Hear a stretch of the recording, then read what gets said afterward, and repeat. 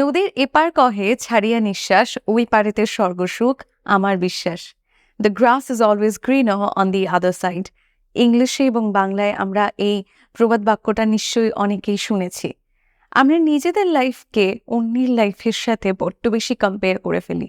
আমাদের মনে হয় যে আমরা একাই যে ভীষণ দুঃখে রয়েছি এবং আমার মতন কষ্ট হয়তো অন্য কারোর লাইফে নেই। কিন্তু আমরা যদি একটু উঁকি মেরে দেখি তাহলে বুঝতে পারবো যে প্রত্যেকেই এই সেম পর্যায়ের মধ্য দিয়ে কখনো না কখনো যায়, নয় যাচ্ছে আর নয়তো ভবিষ্যতে কখনো যাবে।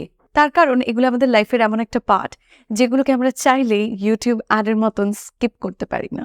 এটা আমাদের লাইফে ঘটবেই, হবেই। তার কারণ নির্দিষ্ট কিছু জিনিস রয়েছে যেগুলো আমাদের জীবনে শিখতে হয় এবং সেগুলোকে শেখার জন্য, সেই শিক্ষা অর্জনের জন্য আমাদের কিছু সময়ের মধ্য দিয়ে যেতে হয়। সেটা যতই কঠিন হোক না কেন, সেটা আমাদের লাইফের জন্য মূল্যবান। তার কারণ সেগুলো আমাদের শিক্ষক হয়ে ওঠে। এই সময়গুলো আমাদের এমন কিছু জিনিস শিখিয়ে তোলে যেগুলো কেউ কখনো আমাদের শেখাতে পারবে না। তাই অন্যের লাইফের সাথে নিজের লাইফকে কম্পেয়ার না করে তুমি কিভাবে তোমার লাইফকে গুছিয়ে তুলতে পারবে, তুমি কিরকমভাবে সুন্দর থাকতে পারবে, সেটার চেষ্টা করো।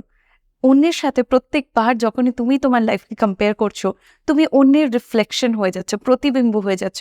সে কিরকমভাবে বাঁচার চেষ্টা করছে সেটা দেখতে দেখতে তুমি নিজস্বতা হারিয়ে ফেলছো, তুমি তার প্রতিবিম্ব হয়ে উঠছো।